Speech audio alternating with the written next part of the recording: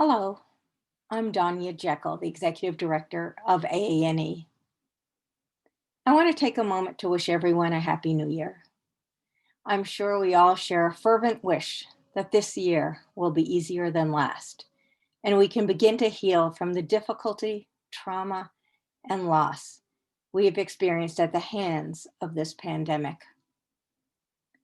As AANE begins its 25th year as an organization, we hope we can celebrate this anniversary along with improved global health, fewer restrictions, and a return to some of the elements of our lives we have been missing.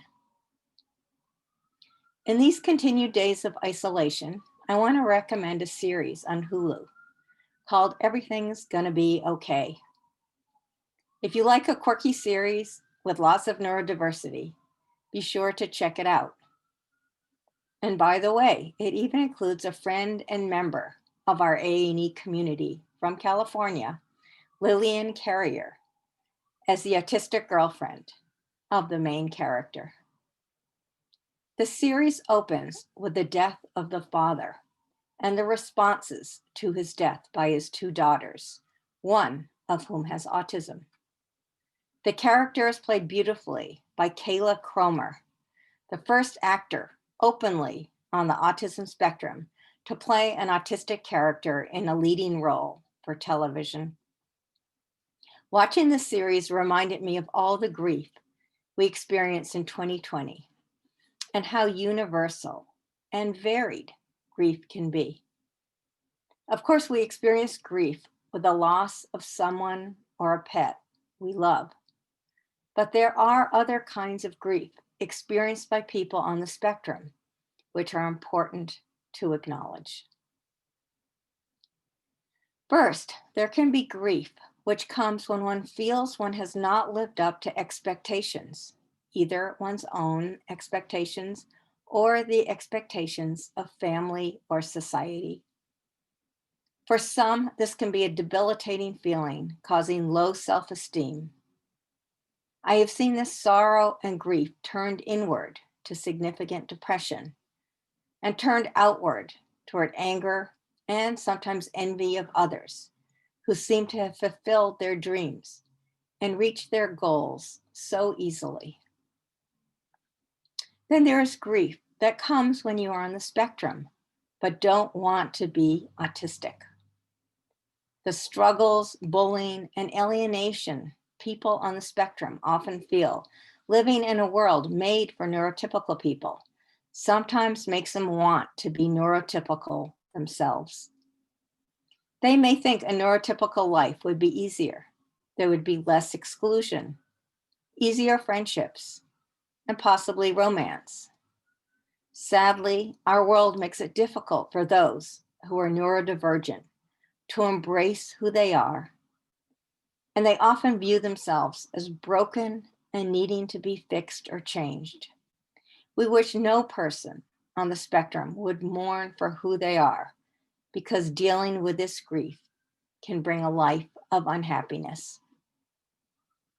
And for some, there's grief for the continued destruction of nature, animals, and the environment. For some on the spectrum, this seems to be a grief which can be intense and cause a great deal of pain. The inability to understand fellow human beings and why they continue actions that destroy the earth can be all-consuming and lead to overwhelming grief.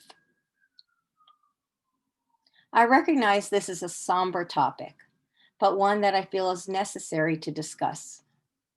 No matter who you are, if you experience any type of grief that feels overwhelming, find the support you need or a therapist to help. Also remember how important it is not to make assumptions about what someone should or shouldn't feel.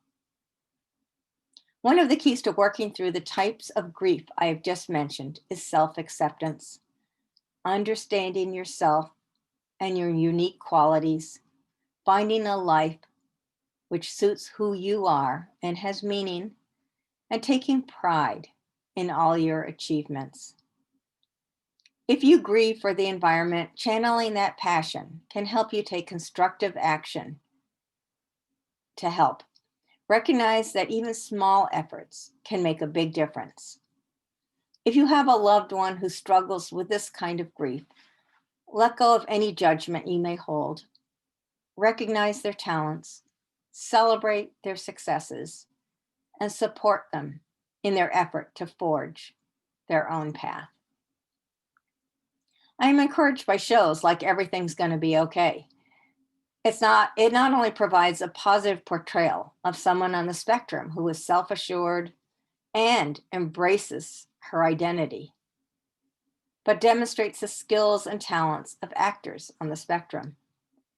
I believe with this type of education and awareness, and with the advocacy of many in the autism community, our society can move closer to respecting and accepting everyone as equally valuable, no matter the neurology, ability, or any other factor. This may lighten some of the grief so many are experiencing and shift our world more toward joy. I hope 2021 brings us a little bit closer to that goal. Thank you for listening.